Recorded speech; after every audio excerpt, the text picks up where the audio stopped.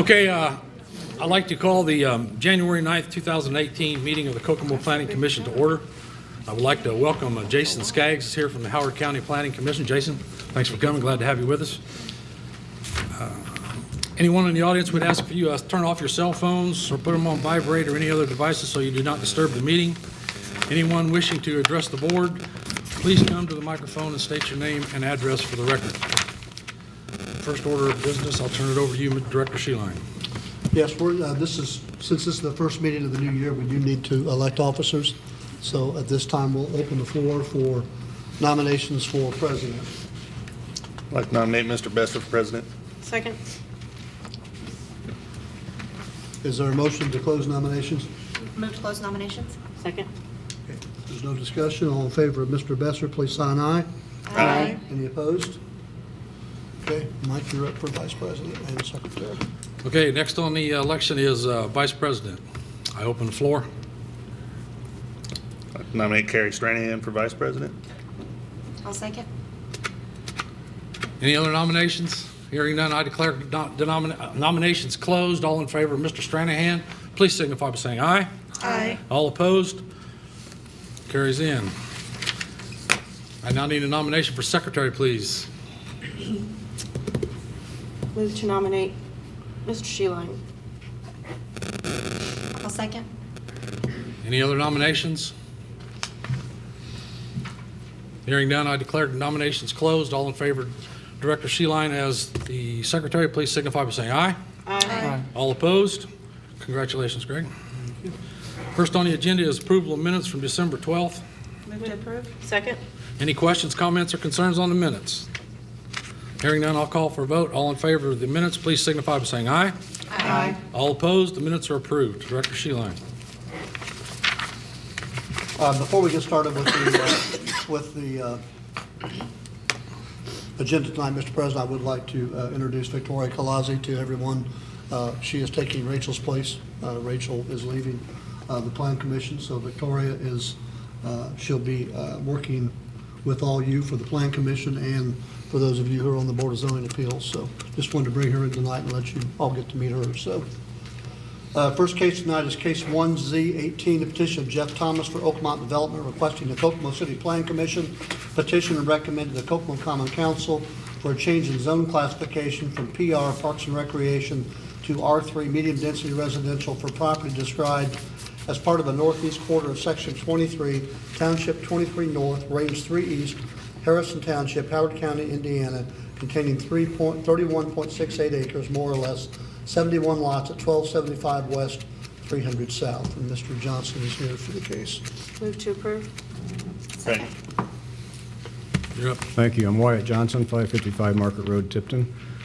This property is now zoned Parks and Recreation because it was originally planned to be the third nine of the Wildcat Creek Golf Course. Wildcat Creek Golf Course has decided not to expand into 27 holes. I'd guess mostly because of the climate in the golf community right now. So we were able to purchase this land from Mr. Rittman, who had purchased it from the golf course some years ago. And it's pretty much the only land left in this area that's not been developed. The development proposed would be similar to the surrounding developments. Jeff Thomas is here to speak and answer any questions that the audience or the board might have. And I'd be glad to also answer any questions if he can. Do you have anything you want to say now? Again, I'm Jeff Thomas with Oakmont Development. I just want to thank you for having us here today. Again, we're asking for this rezoning of the 31 acres that we have proposed for Autumn Woods. With this subdivision, obviously we're going to have water, sewer, storm that'll all be handled by the different departments. We'll have street lighting, sidewalks on both sides, and 71 lots roughly on what we have. Some of that, as we do the development work and we get through engineering, might change a little bit. There might be a few less lots. There will be no more than that, but right now in our proposal we have 71 lots planned with this development plan. Are there any questions of me Any that you questions might from the have? board before we have the staff report? Director Sheeline, read the staff report, please. Staff report for case 1Z18. Jeff Thomas, on behalf of Oakmont Development, is requesting a change in zone classification for property located at 1275 West 300 South for the planned use of a major subdivision from PNR Parks and Recreation to R3 medium density residential. The adjoining property uses and zonings at 1275 West 300 South are to the west, R1 very low density residential and R2 low density residential. To the east, R1 very low density residential and R2 low density residential. To the south, R2 low density residential and PNR Parks and Recreation. And to the north, Ag agricultural residential. According to the City of Kokomo Comprehensive Plan Future Land Use Map, this property is located in an area proposed for medium-density residential and parks and recreation. Medium-density residential use is described as single-family housing of varying types between 3 to 6 dwelling units per acre. Parks and recreation use is defined as public and private parks used for passive and active recreation. Land use goals to encourage orderly and responsible development to promote the health, safety, and welfare of citizens in the City of Kokomo while maintaining Kokomo as a leading community for affordable housing. Relevant land use objectives are to prevent single-family residential and industrial land use located next to or in close proximity to one another, to ensure that land uses within the vicinity of rivers, creeks, floodplains, wooded areas, wetlands, and other natural features are developed in such a manner to minimize their impact on the environment. Allow for a variety of low, mid, and high-intensity land uses to better ensure that there are diverse opportunities to live, work, and play. To expand upon existing subdivisions and neighborhoods where possible, to provide additional housing options before expanding and creating new subdivision developments. The City of Kokomo Comprehensive Plan Transportation Map defines Center Road 300 South as a major collector in this area. A major collector is defined as a street designed primarily to facilitate the collection of traffic from local streets. According to the traffic count, there are 4,528 cars per day traveling this area of 300 South. The planned use would not significantly increase this number due to the nature of this requested zoning change. The requested zoning change is compatible with all surrounding zonings. Therefore, the staff recommends the Plan Commission forward a favorable recommendation to the Kokomo Common Council. Any questions from the board? Now we've had the staff report. Anyone in the audience have any questions on the rezoning? Can we say anything? Come right on. Against it? Just please, I need your name and address for the record. If it's for the rezoning, if it's for the development, that case will be heard next. Well, probably the rezoning Okay. because of the woods and everything. Okay. Okay, my name's Stephanie Cowan. My address is 1622 Foxhaven Drive. Okay, we're right there on the west side of the woods where they're talking about taking out the whole woods, and there's an actual stream that runs all the way through there. So we have a lot of wildlife that lives back there, so I can't imagine wiping that whole woods out, and it has to be a flood zone. Let's see, we want to preserve as much as green space as possible. We moved to this area because of the quiet life, and we don't need more dense neighborhoods filled with rows of production houses. I just hope you guys take that in consideration. Thank you. Okay, thanks. Anyone else in the audience on the rezoning? My name is Andy Rink. I live at 3023 Crooked Stick Drive. I am against the zoning as well as the construction. For opinions just recently mentioned, I concur with that. A lot of the reasons we purchased property there was because of the quietness, because of the open space, the deer, and the wildlife is a big deal for us, especially my wife. We were watching deer in the backyard yesterday. Speaking beyond that, there's also, my personal concern is also, frankly, the plumbing. The county, the city, they don't have a good reputation for being able to manage that right now. And I don't mean that disrespectfully, but there's several lawsuits out right now where plumbing has been backing up into people's homes We don't need any more of that. I don't know that we have the proper capacity at this time. I'm not saying that it won't be, but I'm very concerned about the capacity for that. Secondly, if it were to go through, I'm very concerned about the quality and the price of homes. I understand the need for affordable homes. I respect that. But we also need to respect the property and the investment of other people around. I would not want substandard or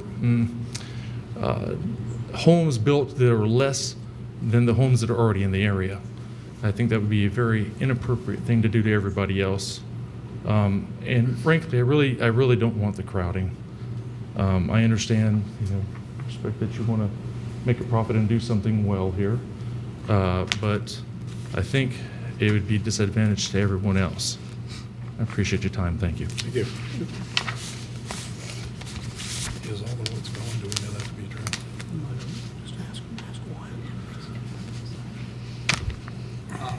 Good afternoon. My name is Raul Subia. I live 3167 Crooked Stick Drive. My concern is back on my backyard, we have one of the rain collectors flowing out to a small creek that goes to those lots. Well, my concern is if development start getting on that area and seeing the last consequences of the rain on the last season, we observe a lot of flooding, and if that portion of the creek is closed, well, I'm worried about first getting flood on everything on my backyard, and not only my neighbor's backyard too. So that's gonna worry me about, and that will also impact my house and everything related to basically our neighborhood. Very good. Thank you. Wyatt, could you address the wood part? Are you, the woods? I'm sorry, I missed wood. Is all the trees that's there now, is the existing woods going to be gone? A lot of them will be gone, not all of them. And they won't be burned, they'll be chipped and hauled away. Okay. There also is no floodplain on this property. And the stream is what's known as Waters of the U.S. So in order to put a pipe culvert in there or to do anything in that, we need a permit from IDEM and the Corps of Engineers. Because it's not an isolated stream, it's connected to the creek over in Galdner's land to the north, and it's connected to Wildcat Creek ultimately. So the Corps of Engineers is involved. In some cases, it's just IDEM, but in this case, it's Corps of Engineers. And I just find it interesting that people do this kind of development, live out there, and then they don't want somebody else to be able to do the same thing. Okay. Anyone else from the audience?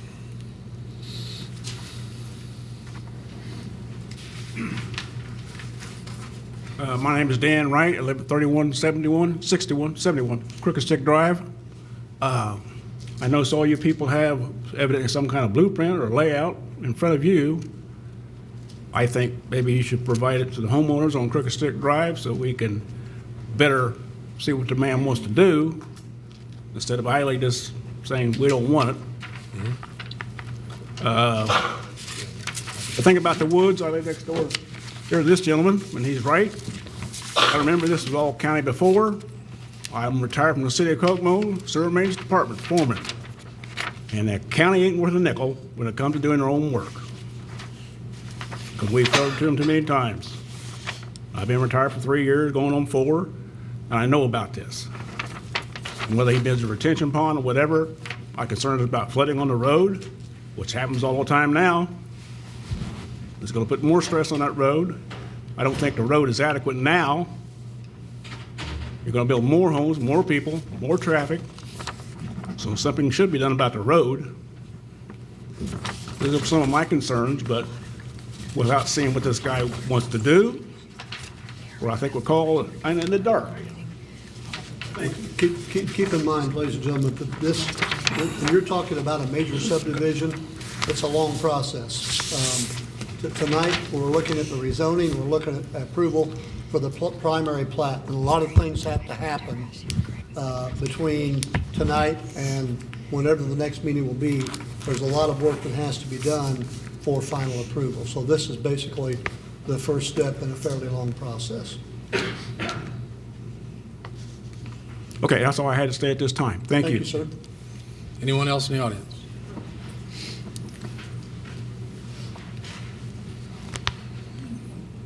I'm Brad Blunt, live at 3003 Crooked Stick Drive. The area that they're talking about on Center Road to build the new approach floods really bad, typically 3 or 4 times a year, to the point where they close the road down with barricades. When they close the road with barricades, the traffic comes up and turns around and damages my property by driving through the yard. I've also had cars go around the barricades through my yard, damaging my property in order to get to the other side. And I have pictures of the flooding here, if you care to see it, where it's pretty extensive. And I can't imagine having an entrance right there and closing the road and not letting them people be able to get to their house. Or you want to address the entranceway?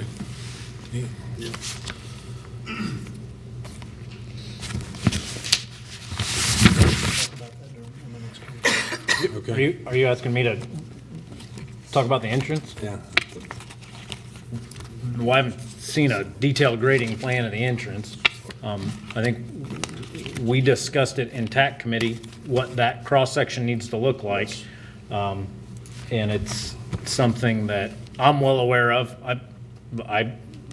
Traffic department is my responsibility, so we're well aware of the flooding issues that are there. I would say that the way the ordinance requires that subdivisions are built, it's inherent in the design of the subdivision that it's an improvement in the drainage, not makes it better in general than makes it worse, versus making it worse. Whether this would fix the problem, I don't think this subdivision is gonna fix that problem. The flooding problem, I perceive the flooding problem on Center Road being as much a problem with the adjacent waterway that can't handle the flow. And it floods the whole field over there, all over. Yeah, you're referring to the East Fork of the Little Wildcat, the East and that Fork is of a Little drainage easement in that pasture, and it is called a drainage easement. If you go to beacon.com, Yeah. it's stated on there that that's a drainage easement, so that Yeah. is typically going to flood. Yeah, but if you look at the elevation of where the water ends up in the creek versus the elevation of Center Road at that point, Center Road's not much higher than where the creek is. There's Exactly. no amount of pipes that you Exactly. could put into that area. It's Exactly. It's more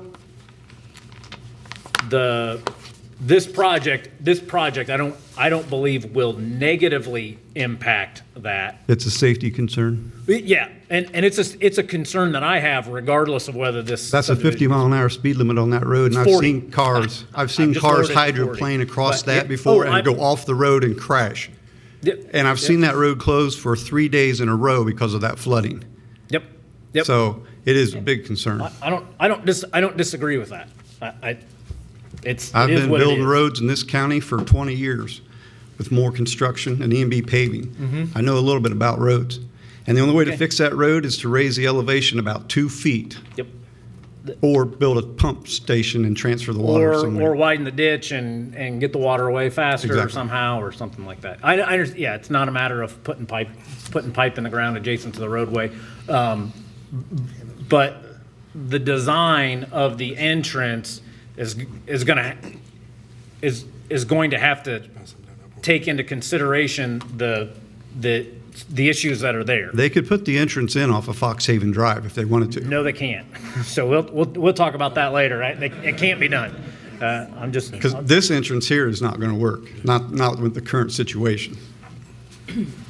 And when the damage occurs to my property, who do I send the bill to? Because you guys are aware of the problem with the flooding now. I do have videotape that I could bring and show you the videotape, because we sit out on the back porch and just watch the chaos. I'm sure there are drivers that have caused damage to to your property. That would be who I'd send the bill to, because but the entrance is something that I guarantee we're gonna do. We're gonna do everything we can to address that issue. It's not, this set of plans that I have to review right now, it's not far enough along to be able to say how it's going to impact that area, but it is something I'm well aware of, and it is a challenging location to put a drive entrance into. It's the only location on Center Road, I believe, that they really can put a drive entrance on, but it's something that we're gonna have to work out as best we can. The issue, And the area there is considered a wetlands, or is that still in delineation with the Army Corps of Engineers? that is the responsibility of the developer to identify delineated wetlands and to mitigate those wetlands as law requires. Okay. Yep.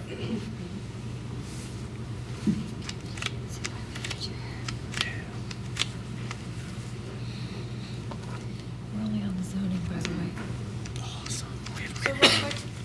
Joseph Caldwell, 3175 Crooked Stick. I'm also the treasurer of the Homeowners Association. Excuse me, what'd you say your name was? Joseph Caldwell, And what was that guy's name? The guy that Blount. spoke. What Blount. was your name again? Brad Blount. Brad Blount. I also have an issue with the flooding. I mean, I disagree with the fact that you can cancel out any extra damage that will be done. Cancel out any. The way it's drawn, the way I've looked at it, is the retention pond is almost at the top of the hill. Does no good. All the street below that will feed onto the section of road that floods. You can only go up from where it has been in the past. Unless you move the retention pond down to the very bottom, like our subdivision did, it won't make any difference. That is something that we had talked about in plat committee, as requiring the developer's engineer recognizes the requirement for detention at the bottom of the hill. But it's a road leading to a road leading to the stream that floods. You can't stop it. You can The new detain road water. You can will feed, there's no retention pond to stop that water flow. It's going to come down the That's what we hill on talked- that road. That's out what we into the- talked about providing in plat committee. And we had a meeting prior to this, a couple weeks ago, and in discussions with the engineer for the developer, there was a recognition that detention needed to be provided at the bottom of the hill, just like your subdivision. You can with the land possibly, but the road is going to feed straight onto the road at a level. But there's inlets designed in the street to take the water off the road Where's it going to go? into the detention facility. That's at the top of the hill. We discussed an additional detention facility to be Okay. installed. That wasn't at the shown bottom. on the And map. it's I not saw. shown on the plans, but we talked about it in plat committee, and the developer's engineer is required to provide the city drainage calculations that show where the water's going, how much is runoff from the property currently, and post-development, how much the peak runoff is proposed to be. And those calculations haven't been provided, so I don't have that information to be able to say quantitatively that this much water is coming off the site in a 10-year storm, and after the development, this much of water is going to come off on a 100-year storm. I don't have that data yet, but the ordinance requires that the developer detain the difference between the 10-year storm as it sits now and the 100-year storm after it's developed. So they have to detain more water than what they are. The peak runoff is lower after the development than it is now. Well, if there's an additional pond, we'd have to see that. Yep, and that information was discussed with the developer's engineer 2.5 weeks ago. The other problem I have is the decreased traffic safety. When you add 71 residences, possibly both husband and wife working, maybe a child in there too, you're going to add a lot of traffic, especially at rush hour in the morning. That road right now has a 50-mile-an-hour speed limit. It's 40. 50. It's 50. It's- We drive it every day. So we lowered the speed limit from 50 to 40 about 3 months ago. You drive down there and you can see the speed limit says 40 Nobody pays attention. and that was the point, and that was part of the point. I can tell you, I had several complaints from property owners to the west that the speed limit at 50 miles an hour was too high. You can see there's one guy about up the hill just before you go into Foxhaven Drive. He's got reflectors all over his mailbox. His mailbox has been hit a dozen times. We went out, we did a speed study, we analyzed the speeds and determined that we could justify a 40-mile-an-hour speed limit. So we modified the speed limit from 50 miles an hour to 40 miles an hour. Now, I haven't gone back since then to determine whether that change in the speed limit changed the speeds. Typically, it does not. The speed driver's drive is a response to the conditions, not to the sign that they see or don't see when they turn onto the street. So I don't expect to see a significant reduction, but what we did was a reaction to a complaint and to a speed study that we did. Well, that's a start. Yeah, I'd like to see if it actually makes a difference, and I'm prepared to do that in the spring to see whether or not that. But the really other happens. problem But- is there is that hill you were just referring to. Yes. And this entrance would be much closer to the hill than, say, our subdivision is. But not as close as Kennington Woods, correct? Well, they're on the high end, though. When you're going east, so you're going down the hill. Yep. You can't see below you until you crest that hill. And all of a sudden, somebody's pulling out from this new subdivision. Well, I can tell you two things about sight distance. Number one, the developer's engineer will be required to provide sight distance calculations to show that the drive entrance onto Center Road is safe. And we've got required distances based on the speeds that they'll have to be provided. But this drive is between Crooked Stick Drive and Kensington Woods, and it's relatively flat because it holds water there. So the Kensington Woods Drive is closer to the hill than this drive is Right. going to be. So it's Talking about the gated community? yes. Yeah. And we are going to require, we'll require, if you look at that drive as well as the Crooked Stick Drive, there's a deceleration taper and then an acceleration taper on the east side of each one of those drives. We're going to require that on this as well. But especially like with the cold weather we've had lately, there's, moisture, ice, snow on that road. I haven't been able to turn left on a Sunday morning, without some fear of being hit by one of those cars. It takes me at least twice, 3 times the normal time I would normally need to get up on that road and not be hit by it. Most of the cars, I think, are going east on that road. Right. That hill, the big part of the hill, is significantly west of the Crooked Stick Drive, and the fact that this drive is proposed to be between the Kensington Woods Drive and the Crooked Stick Drive gives me an indication that there isn't going to be a sight distance problem or an acceleration or deceleration issue with this, because as far as I know, we haven't had that problem on Kensington Woods. There's not as many homes, but there are homes that come down the hill and slow down and turn right, and that's part of what that deceleration lane allows for, is for people to pull out of the traveled portion of the roadway to slow down prior to turning into it. So of all the concerns personally that I have of this subdivision, the location of the driveway and how it relates to traffic on here isn't as high as the drainage considerations and the other issues, so. I disagree. It's hard enough now, is what I'm telling you.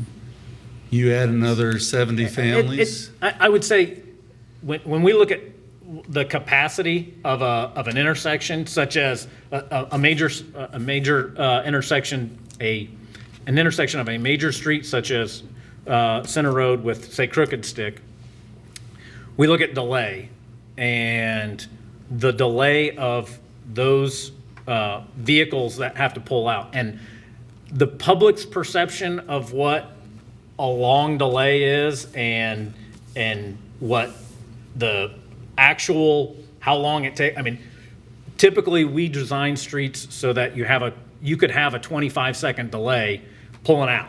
It seems like an eternity when you're sitting there, but it's only 25 seconds. The volume on Center Road is not more significant than a lot of other two-lane roads that we have. Park Road, there are just as many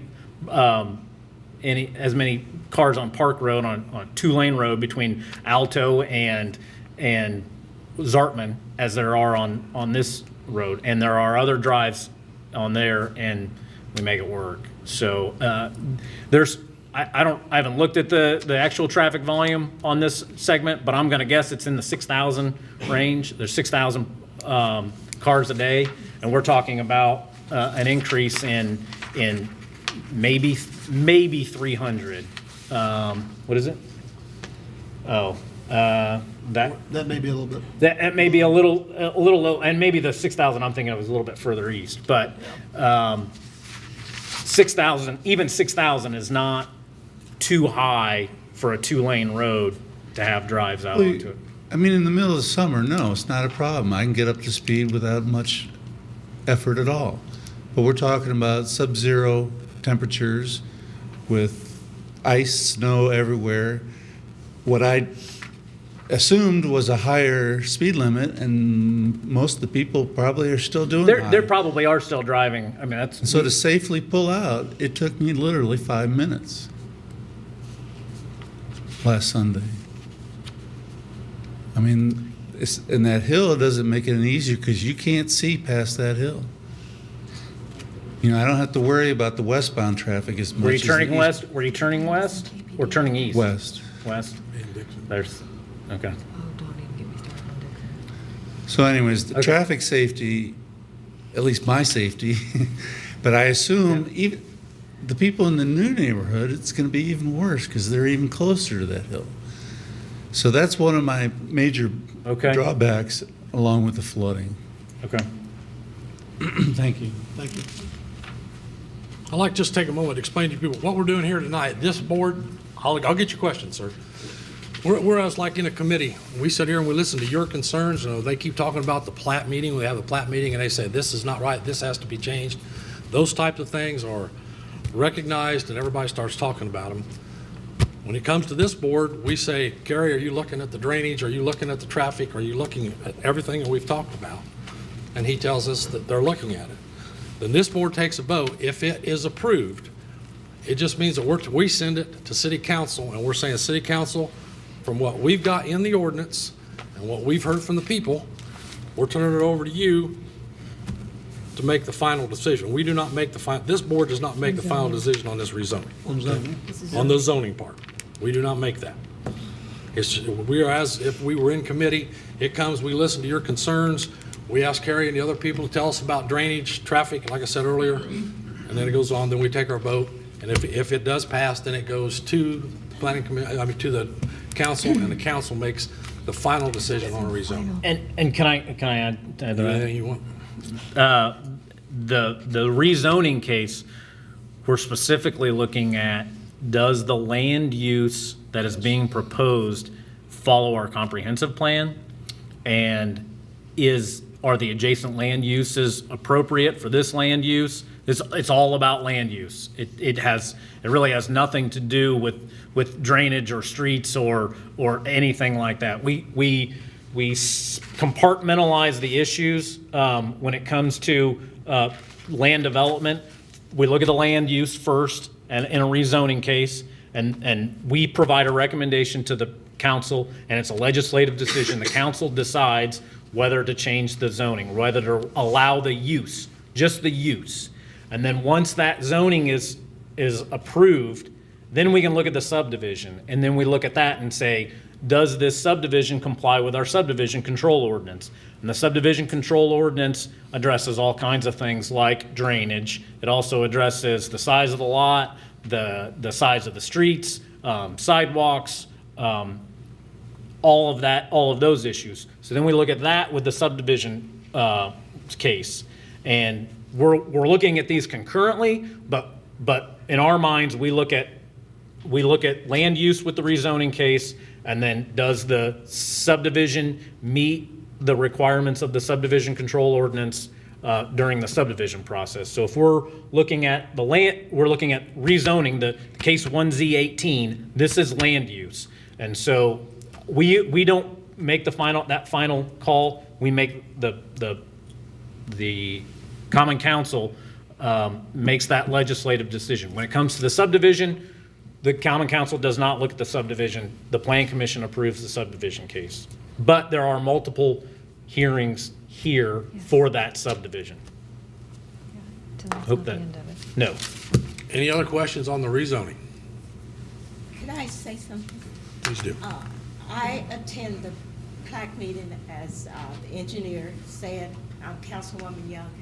And the things that you guys mentioned is what is being discussed quite a bit by the engineer. And it was quite a bit discussion at our last PLAC meeting.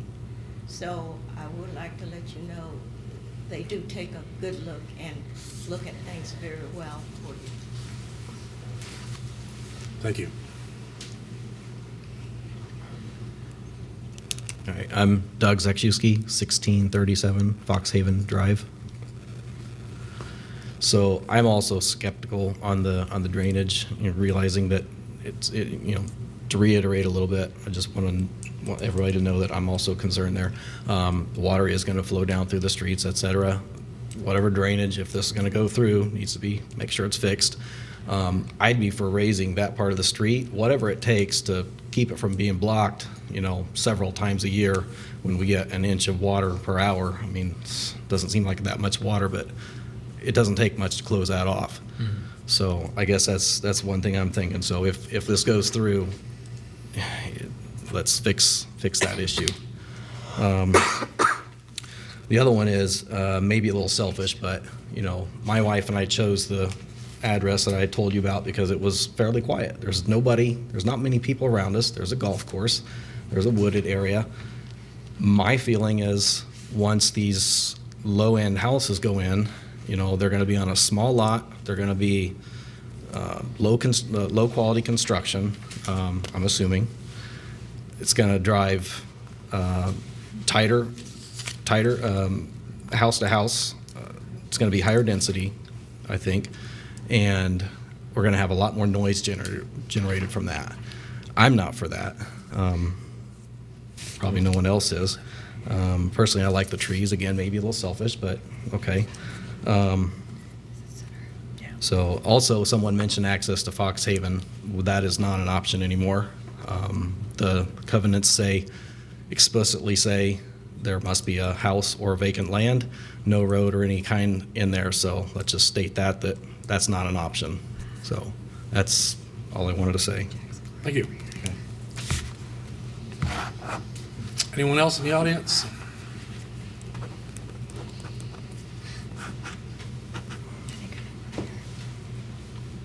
My name's Vicki Thomas, and I'm not a public speaker, and I'm very nervous being up here.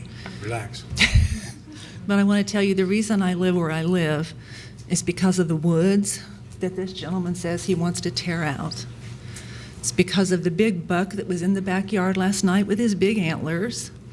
It's quiet there. It's why we live there. It's why all of us moved there. I think Fox Acres, there are big hawks. I mean, that's why we live there. That's why we chose to invest our money. And our mortgages are our life savings. I don't live in the gated community, but it'll affect them. I live on Crooked Stick. Mm-hmm. But if you tear those woods down, I'll sell my house as fast as I can to try to get something out of it, and I'll go someplace else. You know, we did not choose to be in the city. You brought us in the city. That's fine. We're trying to be good city people now.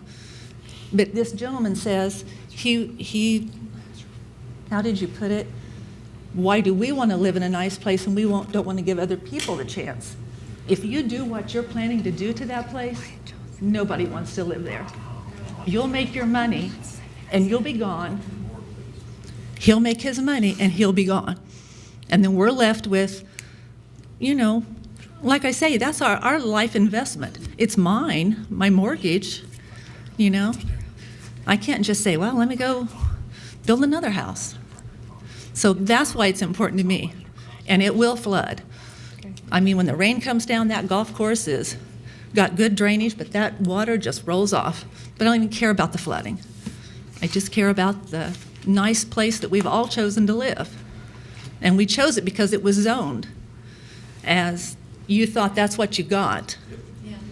You know, if we had known, I wouldn't have bought where I bought. And we're all in that category, all of us.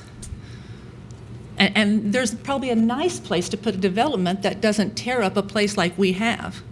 But you take that woods away, I mean, I wish you guys would drive out there and look what we're talking about. You know, it's just, I tell people, it's like a postcard. I look out my back window and there's just beautiful trees and the deer and coyotes and whatever. And that's why we live there. And I hope you'll all really think about that. Because there's another place to develop, but that's not it. Thank you.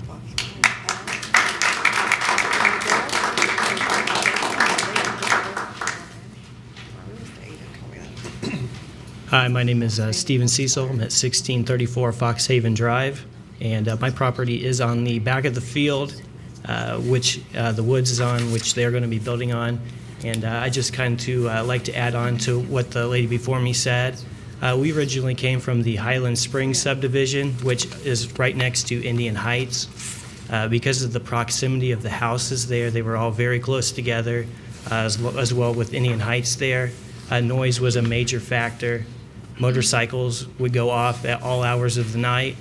Firecrackers would go off constantly throughout the year, and subwoofers from cars constantly rattled our house. For that reason, my wife and I decided to move our family out there, and with that being zoned as the woods, we assumed that it would stay that way. But in the last couple of years, even in my division, it's exploded with growth. And in that growth, I've noticed a lot more congestion on the streets. I've noticed a lot of trash now blowing around my neighborhood. And things have just started to get a lot busier. And I'm worried with adding all of this, the investment that my wife and I made, which was quite a bit going from the division that we were to the division that we are now, we're going back into the same thing, and we're losing a lot of what we have into our house. So, and also to add to that hill that everybody was talking about, my mother-in-law was actually turning into that division about a year and a half ago to come to our house when a car came over the hill, wasn't paying attention, and did slam into the back of her car. So there was an accident because of that same hill there. That's all I'd like to say. Thank you. Any board members have any questions? The price of the houses that are going in, what are they going to sell for? I have no idea at this point in time. Prices of the houses, we're still working on the development and where we are. With this subdivision, what we've done is located an area that we found to be attractive to residents of Kokomo, that we think will be very successful there. And so we're working through this process first to get the property zoned, to work with your staff on the development. We've done a little market study on what the lot sizes are, and what that does for the market here and what's needed market-wise. Thus, that's why we chose the size lots we did. As for the pricing of the houses, I do the development work, so we haven't laid out exactly every type of house or anything like that that's going to be done. We're just working on the development at this point. I'm going to try and, is it all right if I ask a question? Sure. I have a question for you. I'm sorry I didn't get who you are and where you're Jeff Thomas from. Oakmont Development. Okay. the lot widths here are 75 feet, is that correct? Correct. Can you characterize at least the subdivision, how that lot width drives the style of home, and if you can compare that to any other subdivisions that you're working in now in Kokomo, or that the home builder who's going to end up building here is building in Kokomo, and can you provide any? I haven't done any other subdivisions in Kokomo. Okay. This would be the first one that I've done here. And the size of the lots, obviously, there's front building, 25 foot on the front, 6 on the side. There's a rear setback. And we wanted to still be able to accommodate 3-car garages, which this, with the width that this does, still allows that to happen. And with the cul-de-sacs and the things that we do, as well as the stream that runs through here, we've allowed that to be a feature of the subdivision. So the house width will be determined by what the setbacks are on both the side and the front. But it does allow for a 3-car garage, and as well as to go as the lots are about 140 feet deep, which allows us to go a little deeper. A lot of the house plans that are being done now, a lot of people are living a little bit deeper in their houses, backyards, whatever their patios, decks, however they're finishing out a lot of their backyard features. So we've kind of accommodated a lot of that to be done. Do you have an exclusive builder for this?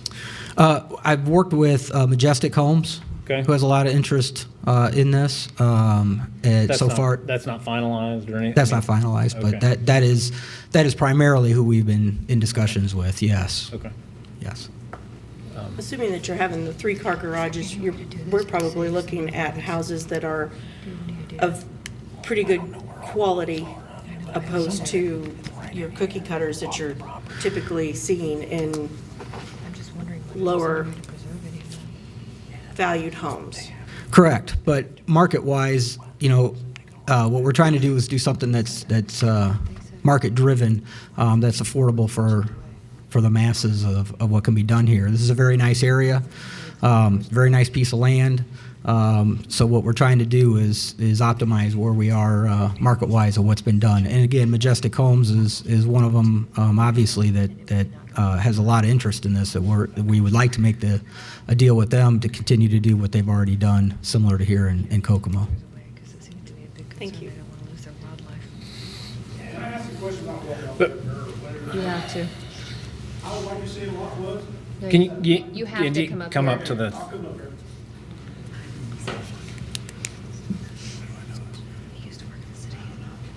Say my name right again? Nope, I think we got. Sir. Hey, Can you turn around? Sir, you have to Sorry. address the board. We'll get your answer. Okay. I'd like to know how wide these lots are. 75 feet. 75 foot. 75 feet. It's, when I compared this lot width to other lots that are being built in Kokomo, the lots in Walnut Estates, I think are about 90. The lots in Webster Crossing are about 60.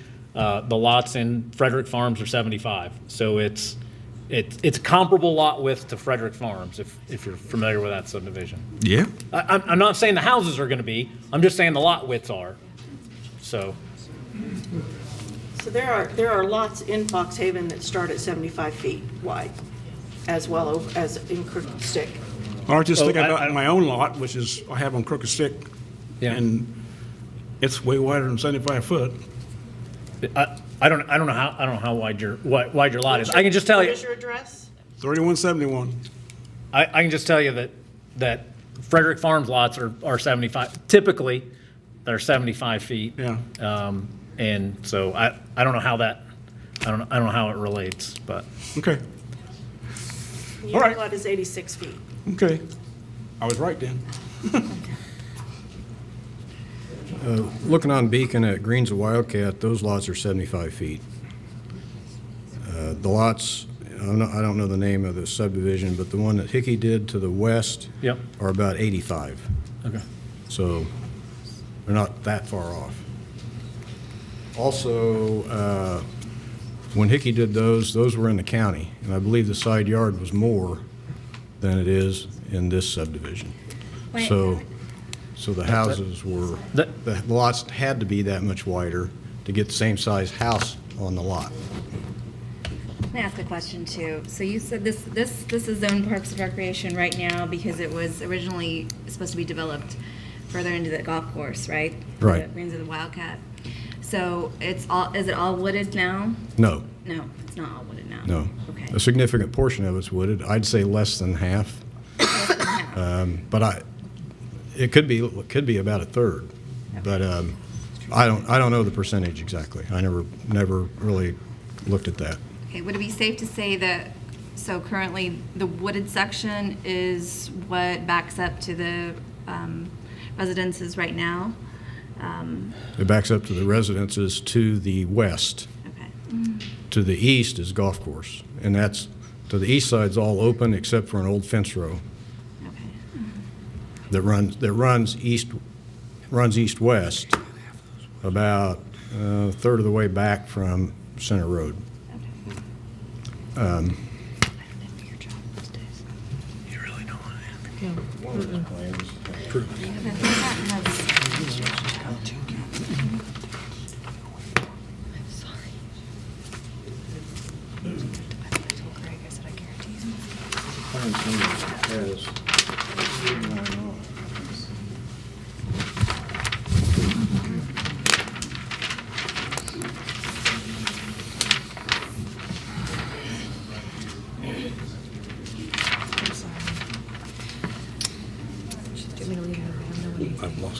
While they're doing that, real quick, I know just roughly with what we've got planned for our lot width and the houses and dealing with some of the things that Majestic's done, I mean, we're looking at probably 250,000 and up, starting out somewhere in that range. But I don't know, again, without us getting through the process, figuring out all the engineering that goes into this, working out our lot prices, and putting our deal together. As you mentioned, this is a process, and this is just a beginning start of this. So, 250,000 would be somewhere to start. We don't really consider that to be a low house or anything like that. It'll be a good quality home.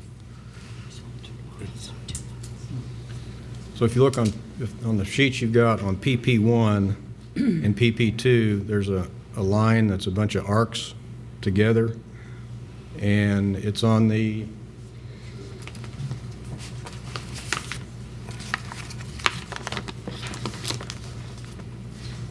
west side of the main road. So the main road will be outside the woods. As you go west from that arc line, that's wooded. So I apologize that I don't have one sheet that shows all that. I also didn't anticipate these kind of questions in the rezoning hearing because they would normally be in the development part, which isn't going to come for 2 months. So I wanted to point out that the retention pond that the gentleman talked about down at the bottom has not been designed yet or shown on any plan yet, because the way it's supposed to work is the preliminary subdivision plat is supposed to kind of give the developer the go-ahead, and then he starts spending money on engineering.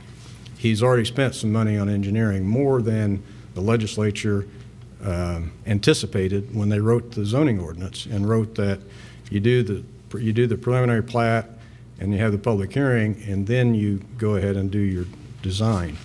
So to see the design, we're not at that point yet.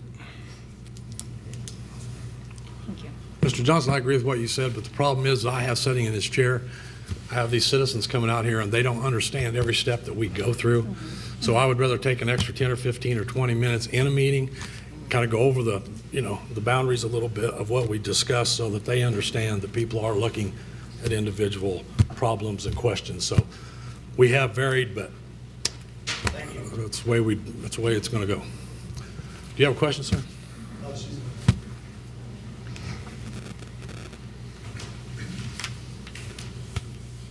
I'm Kay Kenworthy from 1737 Foxhaven. Just 2 comments. First of all, I don't know if everybody in this room knows that about 8 acres going into the proposed rezoned area has been sold privately. So that individual is protecting his own investment there. And secondly, my concern in rezoning this is there seems to be a lot of development going on around in Kokomo. They're developing the preserve at Bridgewater right now. They're doing Prairie Farms, they're doing Frederick Farms, they're doing Webster Crossing. I saw there's, some rezoning that was taking place there. I'm concerned that with all of this development going on, the prices are going to go down and not up, and there's going to be an overabundance of homes that are going to be for sale and sitting there empty. And in our own subdivision, it takes a couple months for some of these homes to be selling right now. So that's my concern. Thank you. Thank you. Any other questions from the board? Mr. Thomas? Sir? You have to Sir? come up, Do I have to ma'am. come up? Okay, I want to know who owns the land right now. Does Mr. Thomas own the land? I do not own the land. I have it under contract, and part of our contract, obviously, as it is with any development, is you have to have the property zoned in order to be able to do the development. So that's why we go through this process. But it is under contract. Okay, and he mentioned Majestic Homes. I do know they do not put up porta potties, so their workers use the bathroom in the roads, and they do not use dumpsters. So all their trash blows in everyone's yard. Is that correct? That's correct. It is. They do not use porta potties and they don't use dumpsters. That's not good. So yeah, all their trash is everywhere. Folks, we need to get back on Okay, track. yeah. We need to get back on track. This is just for the rezoning, just so everyone knows. I think we need to make a vote on the rezoning, then we can have a little bit more discussion when we get to the next case. You with rezoning, or you want to go until we go into? Oh, my name is Sean Connor. I live at 3103 Crooked Stick. Have you, before they did development, did they ever do like a financial background on the people that are doing it? I mean, have they proven that, proof that they have? Huh? They have to put up bonds. Bonds? So that way, once they all tear it up, they just can't be gone? Correct. And also, one other thing is, we pay a lot in taxes right now. I mean, our taxes went up a lot every year. So my thing is, if we're gonna have, our roads are gonna have to get done because we have potholes when you go through the four-way stop.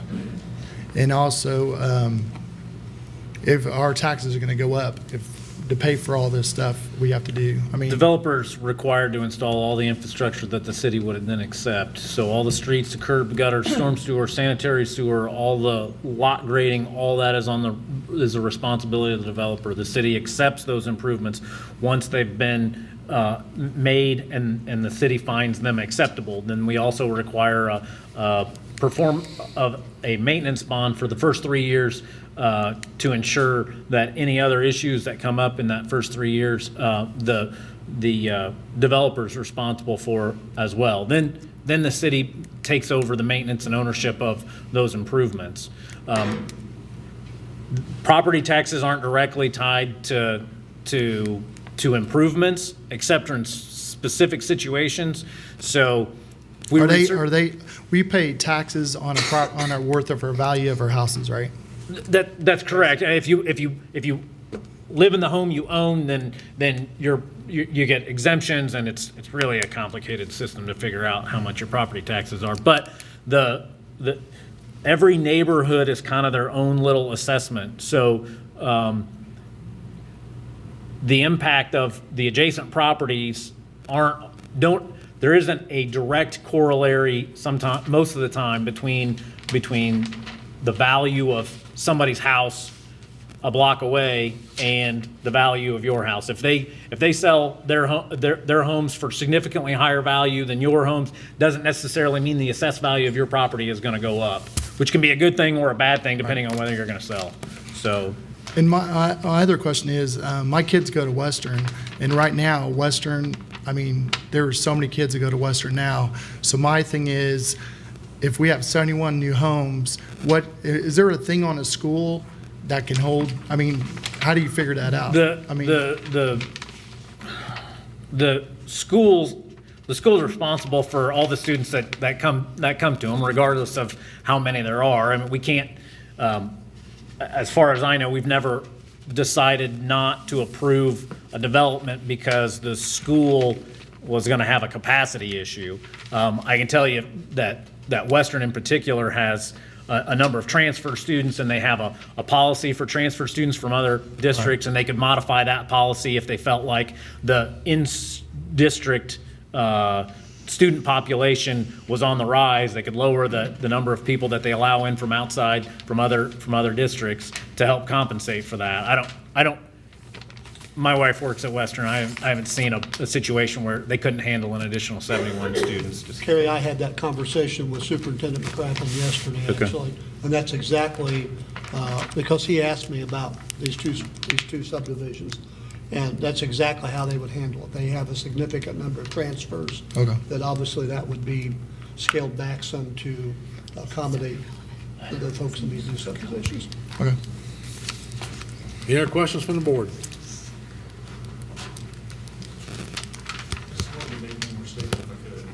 Please. Let's just make it real quick. That's okay.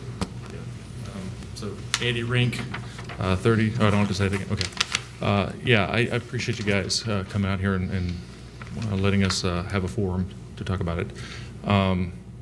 As it was mentioned before, and I know it's a matter of zoning, and so I'm addressing that directly. The reason we purchased property and the reason other people purchase property, they've expressed this quite clearly, is because it was not going to be some commercialized or it was going to be recreational. It was a nice place to live. It's going to be quiet and such. Every night this week, we've been sitting at the back kitchen window where we've got a nice view of the backyard, and we've been watching the deer. We've had 3 or 4 every night in the backyard. And last week I just happened to go to my son's back window, which faces out to the back, and I watched 13 deer running back and forth across that field. And that's going to be gone. That's why we bought the property. That's why we bought it, with all these other guys. So I'd like you to keep that in consideration. The other thing was, until just a few minutes ago, he didn't have a number for the price of the house. There's no guarantee he's not going to put up crap. You know, I don't know what he's going to do, but I'm not getting the feeling that is there a way that we can get a guarantee for something? You know, he could say anything he wants right now, and I'm not trying to make him look bad. But what I'm saying is, we have no guarantee of anything when this goes up. All this is open. You know, you open the door, the flood goes through, and we get hosed. And I'm not talking about the rainwaters. I'm just talking about the whole process.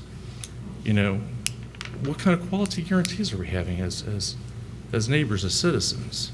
And I don't feel like we've got anything tangible We haven't to gotten defend to ourselves. that point yet in the process. Well, I know, but That's we move everything along, and you know. Well, you have to start So- somewhere. You have to start somewhere to move the process along, and that's what we're Okay. doing tonight. Well, I really would appreciate you guys just stop it here, you know, because this is why we bought it, and this is why we moved here. I appreciate it. Anytime that property sells, obviously there's a chance for rezoning. That's just, Okay. that's life. And Okay. I'll say something else. I about guarantee you that I know at one point in time, this 31 acres was put aside to expand the golf course another 9 holes, if I remember correctly. And I guarantee you, if that ever happened, they would take part of that woods down too for the golf course. So I'm just saying, that was probably going to happen no matter what. So just a thought. down right now. Thank you. Thank you, sir. Any questions from the board? Hearing none, I'll call for a vote. All in favor of case 1Z18, please signify by saying aye. Aye. All opposed? No. Director Sheeline. Ms. Daniels, Yes. Ms. Duran, Yes. Mr. Glover, Yes. Ms. Jefferson, Yes. Ms. Rink, Yes. Ms. Rule, No. Mr. Stranahan, Yes. and Ms. Young. Yes. Passes 7-1. The motion carries. It will now go to the Common Council, and it will be presented to the Common Council by Councilwoman Young off of this board. Next case, Next case is case 1P18, petition of Jeff Thomas for Oakmont Development, requesting approval of the primary plat for Autumn Woods to be located in part of the northeast quarter of Section 23, 31.68 acres more or less at 1275 west, 300 south. Move to approve. Second. Mr. Johnson. For the record, I'm Wyatt Johnson, 555 Market Road, Tipton.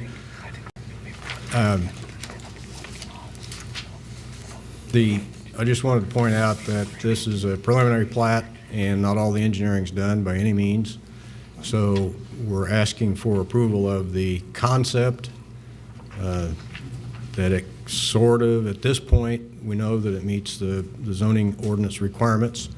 We know that as we go through the process, there are development plan requirements that we must meet, such as what Mr. Stranahan talked about stormwater management.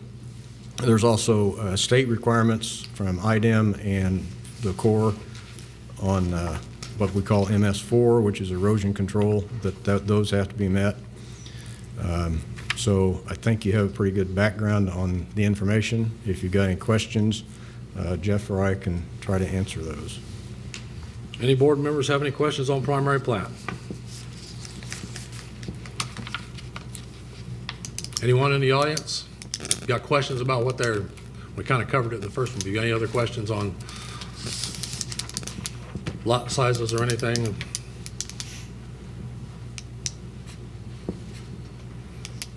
Final call. Any questions from the board? Hearing none, I'll call for a vote for case 1P18. All in favor, please signify by saying aye. Aye. All opposed? No. Director Sheehan. Ms. Daniels? Yes.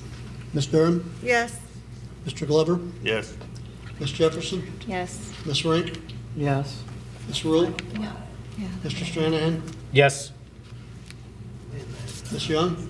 Yes. Again, passes 7-1. Motion carries. Thank you. Yes, sir.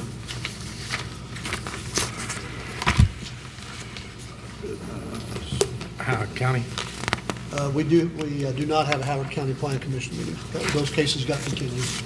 Next, approval of claims. I move that we approve claims in the amount of $27,495.91. Second. We have a motion and a second for approval of claims. All in favor, please signify by saying aye. Aye. All opposed, claims are approved. New business, I have nothing else tonight, Mr. President. motion to adjourn. Motion to adjourn. Second. All in favor, please signify by saying aye. Aye. All opposed, thank you.